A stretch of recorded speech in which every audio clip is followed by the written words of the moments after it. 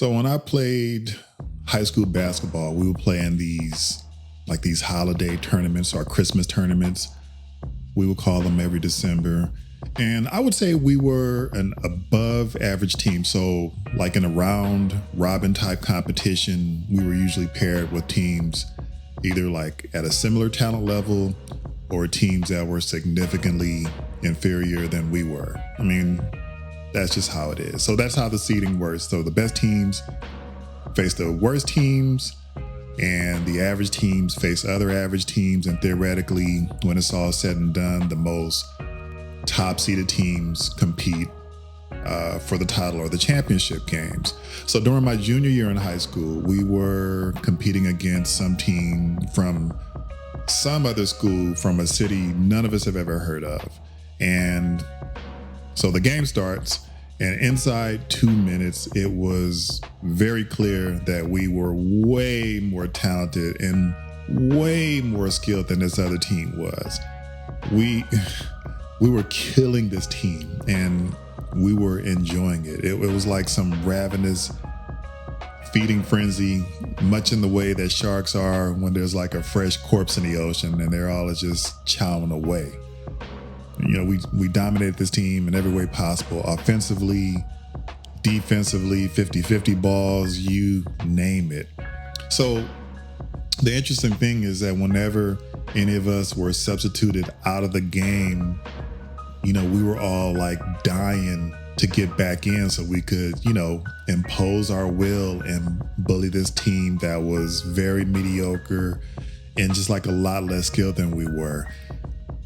And I would say about 5 minutes in to the first half, like our coach saw something in us that maybe we didn't necessarily realize with ourselves at that moment. And here's what I think he saw. In a situation where we were significantly overmatched against a lesser team, we would present ourselves as little punks, like little, you know, 16, 17, and 18-year-old little punks. We were poor sports. We were a lot more skilled and a lot more, you know, physically talented. But at that moment, we were being abysmal winners. I mean, we were showboating. Well, some of us were showboating, kind of laughing under our breath, you know, at the other team fumbling over themselves, like scared of us, playing in horror. You know, it was clear that they had never come up against anybody with like our height and athleticism and skill and size and speed and the whole 9 yards. And to my coach's credit, it was a guy named Sam, by the way, he put an end to that. Like, he didn't give us any verbal cues. He didn't, you know, give us like the death stare or give us any tongue lashings, which, you know, by the way, he was very good at. This time, you know, he let his coaching do the talking, and we were still dominating. And for the life of us, we couldn't understand why some of us were being quickly taken out of the game, and it made some of us really angry because in general, if you were killing and you were doing well, or if you were effective and you weren't tired and you weren't making mistakes, then you would stay in the game for a while. So I'm going to say that we were feeling like he was disrupting our fun. And I think looking back, I felt that this was fun that we had earned given all the hard conditioning and practice that we put in during the summer and preseason and during the season up until that point. And I don't recall which of my teammates made the observation of how Sam was coaching us at that point. It might have been like one of the older players, like one of the seniors. But to paraphrase, one of my teammates basically said, yo, man, anybody out on the court bullshitting out there, Sam gonna sit you on the bench. And knowing the way Coach Sam operated also meant, you know, that there was this looming threat that he would discipline us in the coming days with very hard and intense conditioning in the following week of practice, in addition to regular practice, like a half hour of just making us run and just really killing us. And he was very good at that as well. And for any athletes out there who's listening, you might remember being so tired that your muscles are starting to ache and your energy is depleted and your lungs are so dry. It feels like, there's like a big strip of sandpaper inside of your lungs. Like it's just that very dry, that dry function of breathing. So that's how tired he used to get us. And nobody wanted any part of that. So, we cleaned up our act. And for the rest of the game, there was nothing but like good sportsmanship, hustling, and textbook basketball on our part. Nobody was talking shit. Nobody was clowning. Nobody was being an asshole to this other team. Now, we still destroyed this other team. But the way we did it, it was without the moral humiliation. We still humiliated them, physically, and just with the X's and O's and execution and everything. So why do I bring this up? What is this, what significance does this story have? Well, there's a couple of reasons. So I think the way we react to situations tells us who we are as people. And I think also what comes back to us often tells us a lot about our own actions and decisions that we make. And the actions that follow, or the actions that can follow a particular moment of joy and, let's say, good fortune, like winning the lottery or getting a better job, will ultimately reveal who a person is. If you have somebody who has a huge amount of humility and is really humble, then that person, might be very measured about their newfound success or going to the next level. Conversely, how we respond during moments, like moments of crisis, will also reveal who you are as an individual and, who we are collectively as people.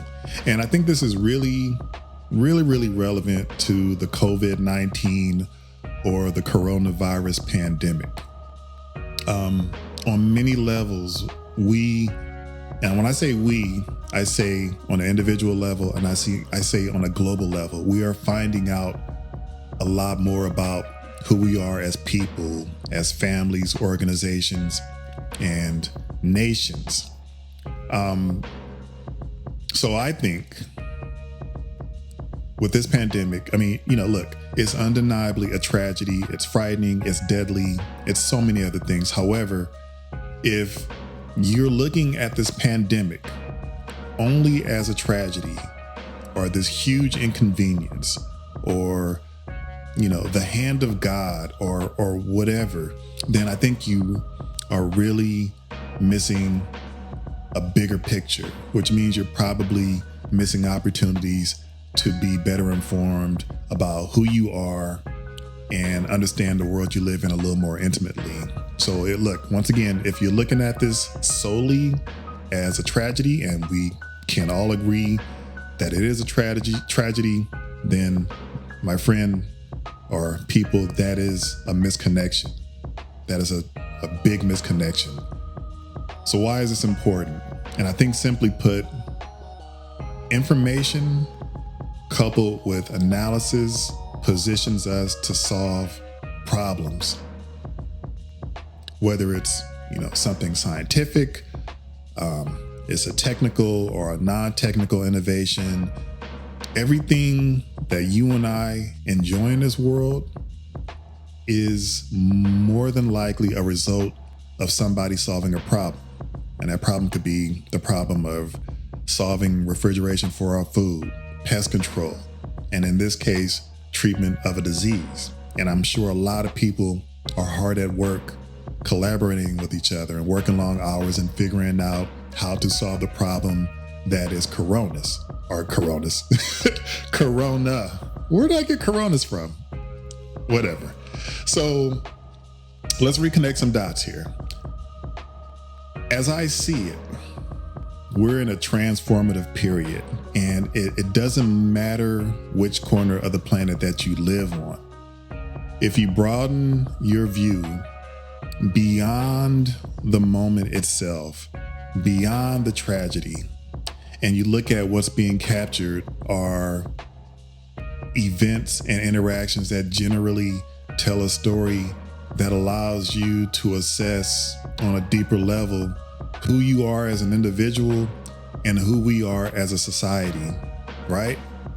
Like our emotional stature, our systems of responding to a crisis, our, the competence of our leaders and our humanity are standing front and center. The question is, are you seeing it? Are you seeing this develop? Are you seeing this in a granular fashion? You might be at different stages of seeing this issue as it is. It's there. You just need to be willing to accept the truth, the data, the facts, the objective perspective, if you will. If you're, if you're struggling with that, then perhaps there's resources and people that can help you with these blind spots. You may find that some of us may not be the people who we thought we were. Maybe we have more strengths than we once realized. Maybe we have a couple more flaws than we originally thought. Maybe you saw something new. Maybe you thought you resolved a flaw, but have learned that it's still there, so on and so forth. So going back to the example I shared earlier when I was in high school, my teammates and I remember all of my teammates, the starters, the guy that played a little bit, the guys that didn't play much at all.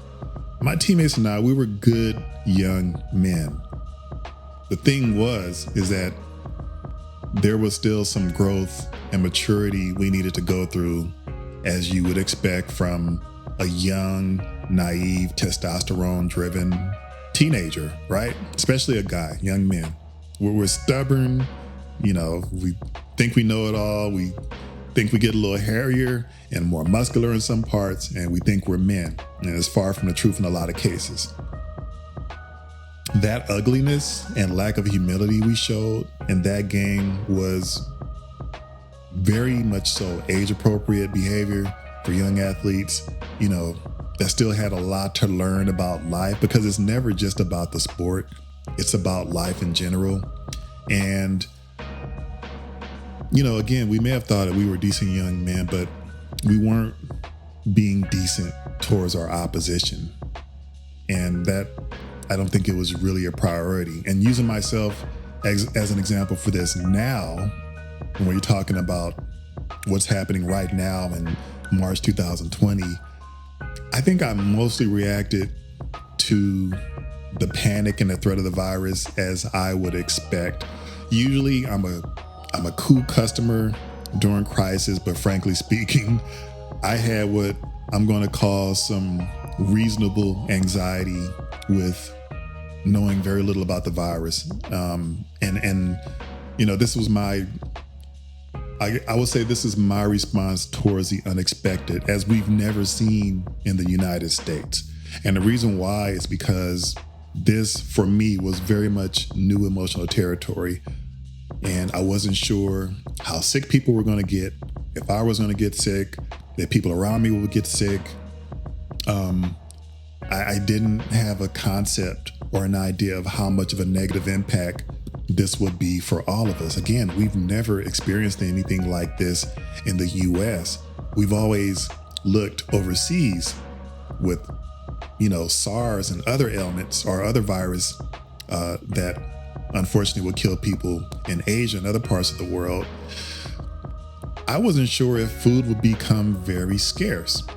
And this really bothered me, man. This really bothered me. I didn't fall apart, but I was anxious, and I went right out to the store and I started grabbing shit. And I've even seen video of people being complete animals towards one another, fighting over toilet paper and other goods. But fortunately, the times I've been to the store, I haven't experienced that in my part of town here in LA where I live. And I would say I'm a lot better now. I'm not completely comfortable since a lot of us are in seclusion by order of Governor Newsom. So for me, it's like, it's a lifestyle change. I can't enjoy some of my favorite food that's normally in stock at the grocery store. My gym is closed. I can't really wander freely because I have to consider, the risk of infection. And if I happen to be carrying something affecting other people, especially the elderly or people who have, as some people may say, or they're immunocompromised or whatever. So I don't want to inadvertently pass something on to people along with, besides getting sick myself. What I'm happy with is that, in my interactions while I was in the public, I was still polite and kind to people. I'm fortunate to have people around who care about me and check on me periodically. And I've also made some responsible financial decisions where I don't have to worry about scraping dollars together to get, take care of my personal needs and continue to pay my bills. Knock on wood. I've made some personal observations, but I want to get more into what could be happening outside of my home and more so into your world. So let's talk about that for a sec. So if you're not already doing this, then maybe it's worth your while to really start evaluating your situation when the time is right. Maybe you have too much going on right now, considering how stressful and disruptive things are. Maybe you're in a space where this kind of introspection can be ongoing, The way I would break it down is starting off with asking myself a few questions. One, did this outbreak demonstrate that I was emotionally stronger or weaker than I thought? Kind of a reality check. I think Corona's writing some big reality checks to people. Two, in what areas did I excel at or am I excelling at? Some people emerge during crisis, they become stars. Some people are they play good supporting roles with their families at their places of employment and government or what have you. Three, where was I most vulnerable? Was I most vulnerable physically with my health? Was I most vulnerable emotionally, financially, my romantic relationships, so on and so forth? Four, how are the people that claim to care about me or who's close to me treating me during this entire crisis?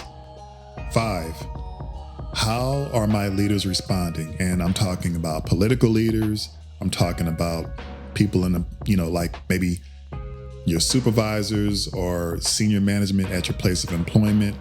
And you yourself, if you're in a leadership position, whether it's in the household or at your job, what kind of leader were you and what kind of leader are you? Are you a good leader? Are you being an asshole? Are you being a tyrant? Whatever. And then six, most importantly, if you are a science skeptic and or denier of science, can you now admit that maybe your thinking has been very flawed? So 6 things. Basically saying, how did you react to all of this? What were you good at? Where were you a little bit weak at? Where were the breakdowns? How did people treat you? What did your leaders do? Has your opinions of science changed? Or are you still maintaining the same position? So I think once you run through those questions, I will give everyone, yourself included, like a letter grade. And this is something you can do quietly to yourself in your own thoughts, in your journal, or something you can talk about with your friends and spouse. But I would do it in the most respectable way possible. Like, be kind to yourself, but hold yourself accountable. Be kind to others, but you still have to hold them accountable too. And I think the value in this is that you may have to make some life changes with, the people that you associate yourself with where you work, and, the politicians who you give your votes to every year. Now, with our federal government, I'm going to give them a letter grade of a D minus. Here's why. So for the last 3 years, since the administration has changed, since Obama's administration has gone out and this new administration has come in, our leadership at the executive level and some of their subordinates have habitually discredited the science community everywhere, from pulling out of the Paris Agreement, gutting the EPA, openly mocking those that are pro-science. And let's not forget that when the news broke of the coronavirus, the threat was downplayed. Appropriate action wasn't taken. Some of these leaders openly lied about it. They were spinning the truth. They misjudged and insulted our collective intelligence, which puts our lives at danger, which puts our foreign neighbors' lives at danger. It impacts the entire planet. I would very much like to give them a big fat F, but I have to think that, there are some people in the federal government, and I'm pretty sure there are, that really care and really believe in science and truth and facts. However, they are hamstrung by poor leadership, corruption, arrogance, overconfidence, compromise and really misguided leadership. There's no ifs, ands, or buts about it.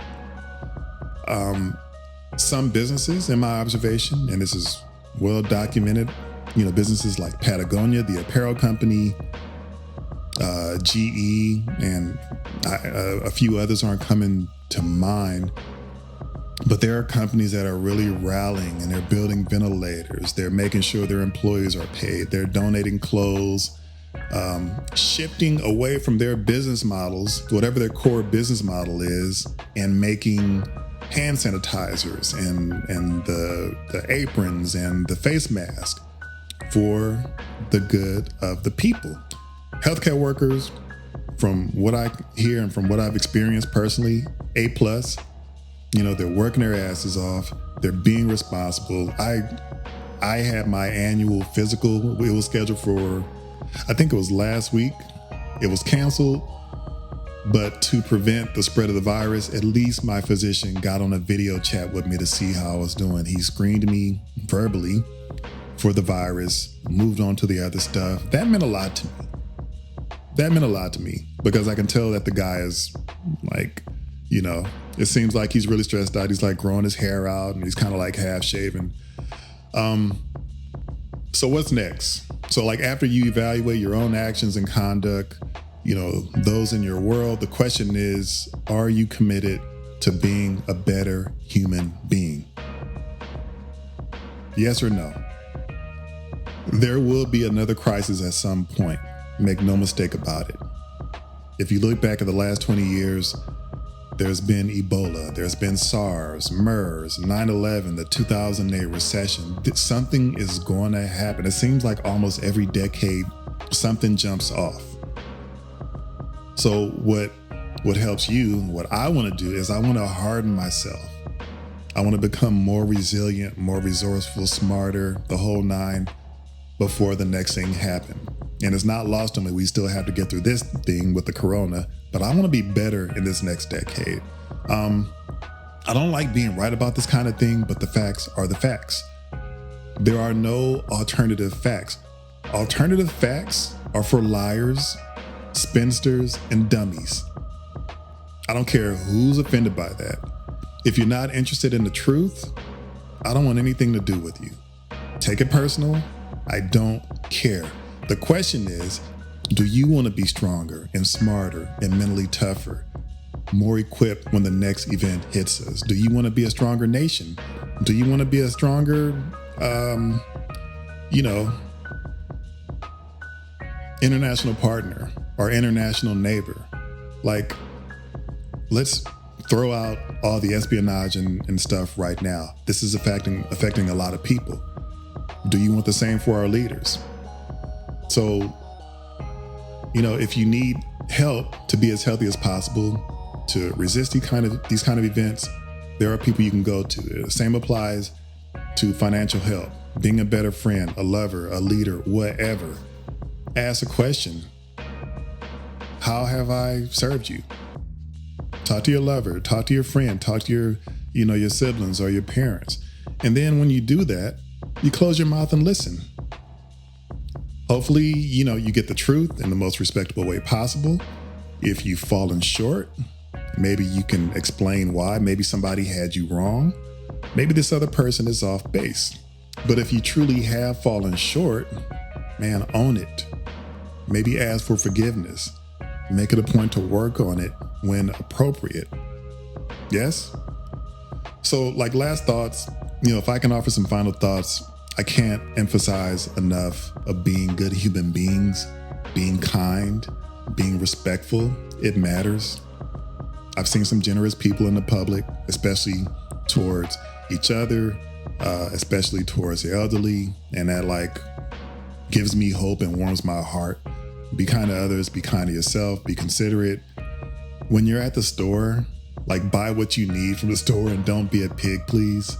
There are others who aren't feeling as well, aren't as mobile and energetic, and some of us are, and they need food to survive also, and they can't always get to the store. They don't always have money accessible like some of us do to buy whatever they want when they want it. And you can imagine how heartbreaking it is to finally scrounge up some money and you go to the store and the food that you may need is gone. And also, please respect our science community. A lot of these people are working long hours in hospitals and in the laboratories to the end of saving lives. Again, that's my nice way of saying, please don't be a selfish asshole. Be kind. So I think universally it's better, and the message has been seclude yourself as much as possible. They want to so-called flatten the curve. We don't need this virus spreading any more than it already is. I think as of today, March 31st, the US has surpassed most, if not all, countries with reported virus-related deaths. And look, if you're in doubt and if you're looking for reliable, up-to-date information, I can only think of two places to be informed about the coronavirus. That's the World Health Organization and the CDC, which is the Center for Disease Control. The URL for that page is too long, but it's www.who.org, I believe. You can just Google World Health Organization. For the CDC, it's cdc.gov. That's G-O-V. They should have some information on the coronavirus on their homepage. If you happen to be listening to this on YouTube, I'll put the links in the description. And lastly, if you enjoy what I'm doing here, please be kind and spread the word to your friends and family. It's on all the platforms: iTunes, Stitcher, TuneIn, Spotify, YouTube, Google Podcasts. If you want to reach out by email with some comments and thoughts, the email address is info@themisconnected.com. Really, really hoping and wishing everybody is safe. Be kind. Be strong. We'll get through this somehow. Okay, be well.